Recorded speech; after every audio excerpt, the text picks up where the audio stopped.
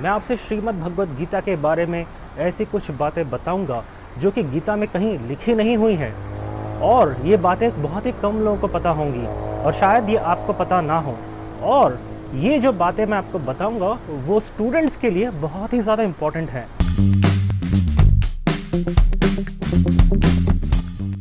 This is Chaitanya Sambhara, faculty at the college of business, university of Texas Arlington. जो मैं आपको बताऊंगा वो गीता के जो पात्र हैं उनके स्वभाव से निकली हुई बातें हैं, उनका जो बिहेवियर है उसमें से निकली हुई बातें हैं। ये कहीं भी गीता में लिखी नहीं हुई हैं। जो बातें मैं आपको बताने वाला हूँ वो बातें आपको चौंका देंगी और शायद आपके होश भी उड़ जाएं। सबसे पहली बात, अगर आप ये देखेंगे कि गीता शुरू कैसे होती है और ख़त्म कैसे होती है, गीता का सबसे पहला श्लोक और गीता का सबसे आखिरी श्लोक, आप हैरान हो जाएंगे। देखिए, गीता को समझने से पहले एक ऐसा शब्द है जिसको अच्छी तरह से समझ लेना बहुत आवश्यक है। वो शब्द है धर्म।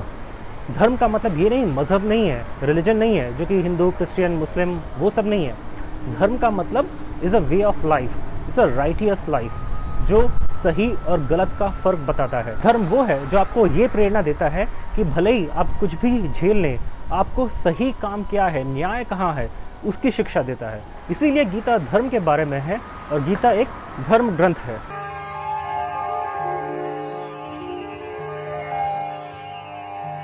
अगर हमें धर्म का असली मायना समझ में आया तब आप सबसे पहली बात ये नोटिस कीजिए कि गीता का सबसे पहला शब्द ही क्या है। धृतराष्ट्र क्या कहते हैं गीता में? धृतराष्ट्र उवाच धर्मक्षेत्रे कुरुक्षेत्रे समवेतायुयुत्सवः मामकाः पाण्डवाश्चैव किमकुर्वत संजय। धर्म क्षेत्रे कुरुक्षेत्रे, सबसे पहला शब्द ही गीता का धर्म है। और अगर आप ये कहते हैं कि चलो वो तो पहला श्लोक है, लेकिन गीता तो शुरू वहाँ से होती है ना, धृतराष्ट्र उवाच। अब यहाँ पे भी अगर देखेंगे तो गीता फिर भी ध से शुरू होती है और आखिरी जो श्लोक है वो ये है, यत्र योगेश्वर कृष्णः यत्र पार्थो धनुर्धरः तत्र श्रीर्विजयो भूतिः ध्रुवा नीतिर्मतिर्मम। गीता का 18th चैप्टर वर्स 78 जो आखिरी श्लोक है गीता, वो कैसे खत्म होता है? नितिर्मम। तो गीता शुरू होती है धृतराष्ट्र उवाच ध से और आखिरी श्लोक में भी खत्म होती है माँ से। ध और माँ के बीच में जो धर्म है वही सारी गीता है।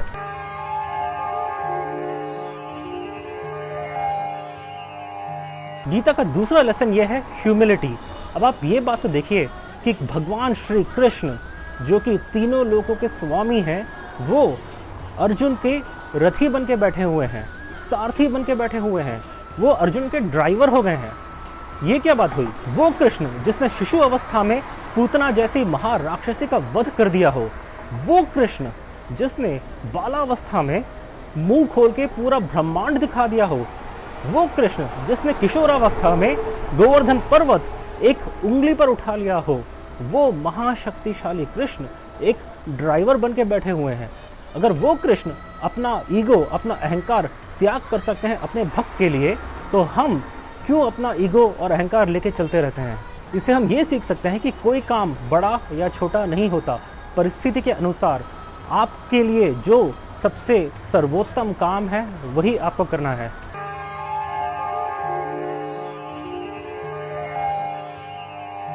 तीसरा गीता का बहुत बड़ा लेसन ये है कि अगर आप पूरा का पूरा पहला चैप्टर इज्जत से पढ़ें और सेकंड चैप्टर के 8वें श्लोक तक गीता का अध्ययन अच्छे से करें, तो आपको ये दिखेगा कि इस पूरे टाइम में सिर्फ अर्जुन ही बात कर रहे हैं, कृष्ण केवल सुन रहे हैं। देखिए, गीता के पहले चैप्टर में और दूसरे चैप्टर के 8वें श्लोक तक अर्जुन भगवान के सामने रो रहे हैं, वो दुख मना रहे हैं। और जब आपके सामने कोई दुख में हो, डिस्ट्रेस में हो और वो अपना दुख आपके साथ शेयर कर रहा हो, उस वक्त भगवान ने अर्जुन को कोई लेक्चर नहीं दिया।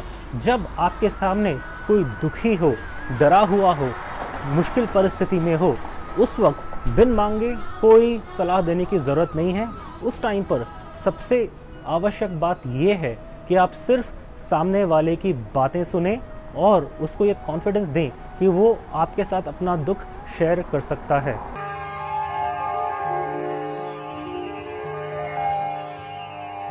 देखिए गर्मी बहुत हो रही थी बाहर, इसलिए मैं अंदर आ गया। अब देखिए अर्जुन ने कहा क्या, कार्पण्यदोषोपहतः स्वभावः पृच्छामि त्वां धर्मसम्मूढचेताः यच्छ्रेयस्यान्निश्चितं ब्रूहि तन्मे शिष्यस्तेऽहं शाधि मां त्वां प्रपन्नम्। कार्पण्य दोषो पहत स्वभावः। कार्पण्य दोष मतलब क्या है? इट इज फेंट हार्टेडनेस, कायरता। और अर्जुन ये जानता है कि ये मेरा दोष है। तो कार्पण्य दोष जो कि कायरता पूर्वक, फेंट हार्टेडनेस से मैं भरा हुआ हूँ। पृच्छामि पूछ रहा हूँ, त्वाम आपसे, धर्म सम्मूढ़ चेता है, मुझे धर्म में सम्मूढ़न हो गया है, मुझे धर्म की समझ नहीं आ रही है, मैं धर्म के विषय में मोहित हो चुका हूँ। यच्छ्रेयस्यान् निश्चितम ब्रूहि, आप मुझे निश्चय करके, डिसाइडेडली ये बताइए कि मेरे लिए मंगलदायक क्या है। शिष्यस्तेहम शाधि मां त्वां प्रपन्नम, मैं आपका शिष्य हूँ और मैं आपकी शरणागत हूँ, मैं आपकी शरण में आया हूँ।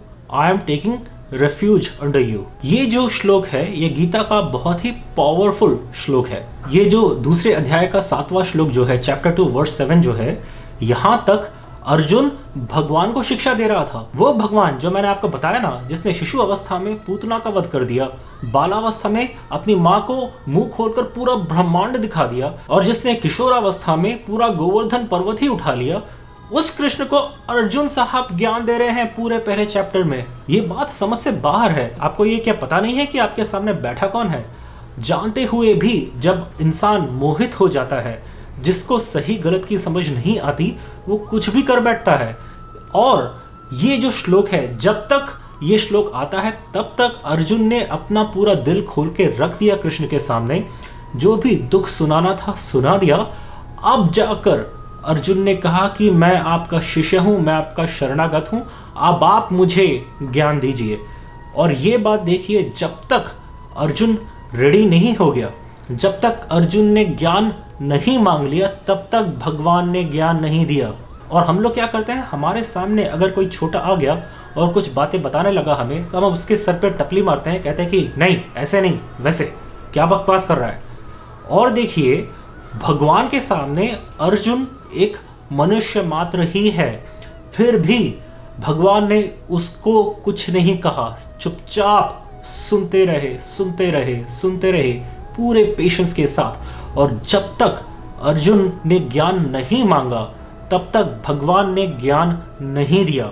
जब तक अर्जुन ने सरेंडर नहीं कर दिया, जब तक अर्जुन शरणागत नहीं आ गया, तब तक भगवान ने गीता शुरू नहीं की। इसीलिए हम ये सीख सकते हैं कि जब कोई हमारे सामने डिस्ट्रेस में हो, तब फालतू का बिन मांगे ज्ञान नहीं देना चाहिए। अब चलते हैं अपने 5वें लेसन की ओर। ये है कैपेबिलिटी के बारे में, क्षमता के बारे में।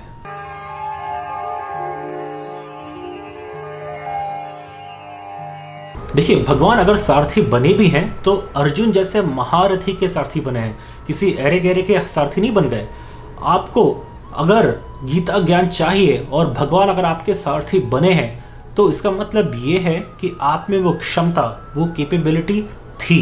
और तो और अगर भगवान ने आपको गीता ज्ञान देना शुरू किया है, इसका मतलब ये है कि भगवान को पता है कि आप गीता सुनने के काबिल भी हैं। ये बात भी सोचिए ना, गीता का ज्ञान मांगता कौन है? जो सबसे पहले उसके काबिल बनता है। और अगर आप ये वीडियो देख रहे हैं, अब तक अगर आपने देखा है, ज़्यादातर लोग नहीं देखेंगे, वो आप इसलिए देख रहे हैं कि आपने अपने अंदर कुछ ना कुछ कैपेबिलिटी बना के रखी है ये बातें सुनने के लिए। इसीलिए कई बार हमारी जो इच्छाएं हैं पूरी नहीं होती। इसीलिए कई बार जब हम भगवान से कुछ मांगते हैं वो हमें मिलता नहीं है। क्यों? शायद हम उस वक्त उसके काबिल ही ना हो। इसीलिए हमें बहुत आवश्यक है कि हमें मानसिक रूप से और आध्यात्मिक रूप से पहले हमें क्षमता प्राप्त करनी होती है। इसी से रिलेटेड अगला लेसन नंबर 6 है that you have to be deserving of the knowledge.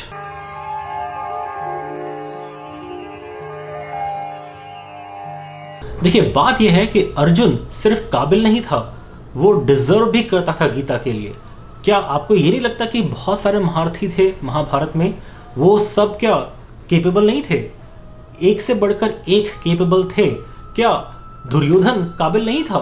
Duryodhan भी एक काबिल इंसान था, लेकिन वो गीता का नॉलेज क्या डिजर्व करता था? देखिए, कोई अच्छी चीज़ पाने के लिए आप में क्षमता तो होनी चाहिए, लेकिन आपका उस पर अधिकार भी होना चाहिए। इसीलिए आपको अपने कर्म इतने अच्छे बनाने होंगे कि आपको गीता का एक श्लोक सुनने का भी मौका मिले। इसीलिए गीता का कोई भी श्लोक हर किसी के कान में नहीं पड़ता। गीता का श्लोक उसी के कान में पड़ता है जिसने अपने जीवन में या अपने पूर्व जन्मों में इतने संस्कार एकत्रित किए हों कि उसे गीता का कोई ज्ञान या गीता की कोई बात सुनने का मौका मिले। यहाँ से हम आगे बढ़ते हैं लेसन नंबर 7 की ओर।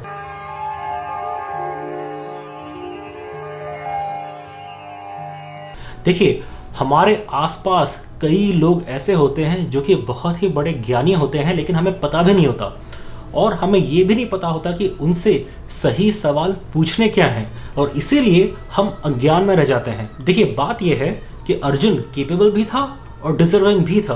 क्या भीष्म पितामह केपेबल और डिजर्विंग नहीं थे? वो भी थे, लेकिन उन्होंने भगवान से गीता का ज्ञान नहीं मांगा। आप में सबसे पहले कैपेबिलिटी बढ़ाओ, अपने आप को डिजर्विंग बनाओ, फिर जाके मांगो। और जब आप ज्ञान मांग रहे हो तब आप में वो सिंसेरिटी होनी चाहिए और आप में वो ज्ञान अपने अंदर उतारने के लिए कमिटमेंट भी होनी चाहिए। You have to be open to receive that knowledge. देखिए, अगर आप कटोरा सीधा पकड़ें और उसमें पानी डालें तो उसमें पानी भरता है, लेकिन अगर आप उसी कटोरे को उल्टा कर दें और उसके आप पूरा समुद्र का पानी उड़ेल दें, फिर भी वो एक बूंद भी इकट्ठा नहीं कर सकता, क्योंकि वो बूंद इकट्ठा करने की परिस्थिति में ही नहीं है।